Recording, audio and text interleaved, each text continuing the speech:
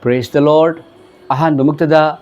Kanbiba Mapu Ekoibu loinabiba, Ekoibu nungsibiba, Ekoibu thadokpidaba, afaba yausenba, anaba fahanba, shiba hingalhanba, mayam Ekoida hingbagi asa yaudraba, hayeng kari oini khangdraba,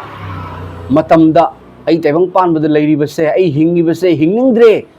haiduna hairabasing, choktaraba waraba polum purabasingbu kanbiba, amasung khangdabasingda kanbirage haiduna, khut ani tingthoktuna lairiba, Kanbiba Mapu Jesu Christa gi minglenda yangbiriba amasung tabiriba nungsijaraba chilinaw iche chelima pabungsing mayam pumnamak pu thamoidagi nungsiba amasung ikai khumnabu chari yangbiriba amasung tabiriba dom phattabadagi anabadagi manung matam chadana shi anaba thokkadoba leramba haikap jekap ki pangal leramba thabak tawsanbagi pangal phattabagi pangal leramba punamakdagi Kanbiba Mapu kanbikraba Kalvari ki cross da pang tingduna shiduna fumduna hingatuna ngasisu ekhoga loinariba Emmanuel taibang panbagi arawa matamda lakadoriba Masaya gi minglenda Jesus Christ ki Jesu Christa gi Emmanuel gi minglenda yaifamagol Nigeria dom singidamakta amasung thamoidagi nungsiba amasung ikai khumnabasu uchari mayam ngasi mayamda karigumba matang phongdoksage haiduna wapaw si semjabani ado madudi mayam aingonda Dimapur hairiba mafam adudagi imam phone tawbirei Jesu Christa ipana tawhanbiba thawgalase mana uzaraba matungda phone tawbire amasung mana haibirakpa matamda mayam yam nungsiba madudi ma aduna magi machanupagi mayam magi machanupa se mapanda thabak suba chatkhraga akhogi mathaktagi tarakpadagi mayam mahagase makhuttектuna makokta soktuna medical da laengba fawbada hujik mayumda puraga phamda taaduna mayam wangangba khotpa ngamdaduna yamna waba condition da lermi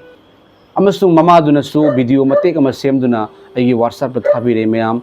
ujaba matamda yam nungsi amasung mateng kharadang pangbiu haiduna haibire mayam khwaidagi chawba mateng di ekhogi prayer gi ishor da haizubagi mateng aduni adugi matungda ekhoina thabak yauna mayam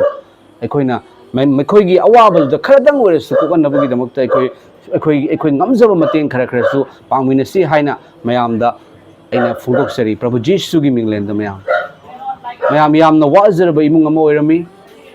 aina yengjaba matamda amasung handakse mayam yam thabak yam chilli mayam gi call sing lakpa I loina attend tawba ngamjade adubu ngasi se ipana fawan birakpadagi aina semjabani mayam ima aduna magi machagi damakta haibirakpado tahanjadringagi mamangda mayam Holy Bible dagi ishor gi wahai matang pathoksarake Jesu Christa gi mafamda oithoktaba leite Jesu Christa gi mafamda matam hele haiba leite adom choktaraba waraba polum puraba punsida maisa langlaba hingani haiba thajadraba taragadi adom amuktang Jesu Christa hairiba mapu se adom kauduna yengbiu ipa ibu kanbiu haiduna haibiu adom khanghaudana adomda asa leramdaba asana thalakani yararoi doba khuthare haibado doctorna adomgi manga lakani maramdi khwaidagi chawba shiraga phumaga hingatpa ngamba Pana Shiba sisu ekhoibu kanbinabagi damakta hingatkhiba aduga ngasi su loinariba Emmanuel abuk taibang panbagi arawe matam lakadoriba Prabhu Jesu Christa ni mayam ai Holy Bible gi shori wahai makhatang pathoksarake kari egonda mayam phone tawbirakpani kanagumba singna anaba ekpagi maramgi damakta prayer tawbirambo oiba taraga su adom singi damakta su yaujaribani Holy Bible gi wahai ase Matthew chapter 8 verse 14 dagi horaga verse 17 phawa pathoksarake mase aina prayer tawa matamda ina pazaba Bible gi verse aduni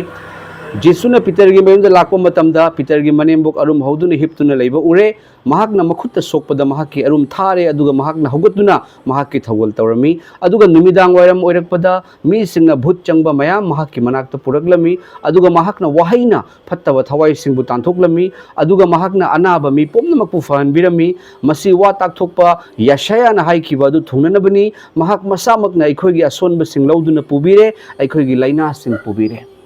Jesu Christa na poktungi chahi kayagi mamangda wa takthokpa Yashaya na haiki madudi mahak masamag na ikhugi asonba sing lauduna pubire aikhugi laina sing pubire haiba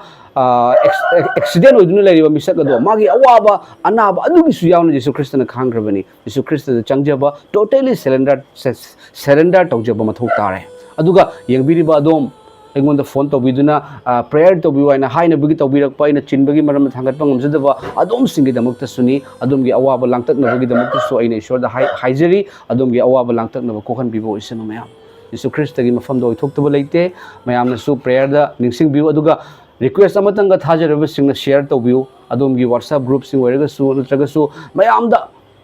share tawbiu maramdi hariba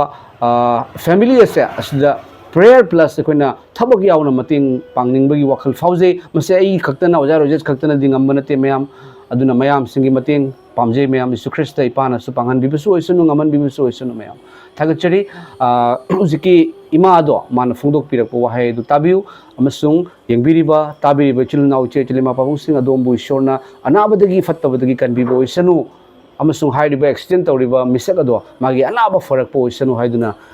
mapa macha nupa amasung thawai singbo iba Prabhu Jesu gi mafamda ipa Ishwar Yahova gi mafamda amasung Holy Spirit pavitra atma thawai singbo gi mafamda nijeri Prabhu Jesu gi mingda amen mayam huji ima aduna magi macha gi yam nungsiba wahedo tabiu amasung ai mayam ai gi losilakpada maikhoida mateng pangjagadawri ekhoina masida soidana adom gi ngamjaba mateng pangbiramo aduga share toba kawbiganu mayam yamna wajaraba imungni ima do wasu phasana haiba ngamjade camera gi mamangda hanba thokjarakpani magi macha gi damakta mateng kharadang phangjagadra magi macha naba farakadra haina khanduna phongdokcharakpani mayam thagachari mayam ima aduna phongdok pirakpadu tabiu amasung ekhoina prayer amasung thabak yauna ekhoi mangunda mateng pangminasi sel gi oiba mateng su soidana pangminasi mayam ekhoi mayamna punsilaga dingamgani ekhoi khatana dingamoi Ishorna ngamanbibasu oisanu Ishorna pumnamak khangi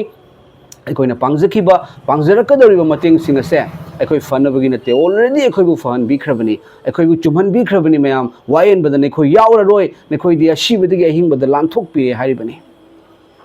thagachari kanagumba nagagi ojasing ichilna ochechel sing yengbiba taragadi ekhoi asidasu mayam mateng pangminasi naga haiba leiti maiti haiba leiti thajaraba wall da leriba thajaraba Jesu Christa bu option jeraba sing ekhoi hakchang kayat amatani haiduna hairibani maramaduna mayam su mateng pangbiu haiduna Prabhu Jesu gi mingda haijani ta ani musuri thosu takibisu ko ta ani musura matuki aingonda kon tawre nung khawal mama wahai ma nang kapito kali kapito kapanung ay siya thawado ay laada bani laaga ay ima ay thaba ato pa ay thaba suwad suragan ni ma ay pada na lemin na siniyo ko kapan nang nakapay thaway ng IT ay naman na hay ba bunga mamasi kaawag ngam na nanado ay nun kaawag ngam na Nalado tay kalalay ni haiwa mana adu mai tau ni ma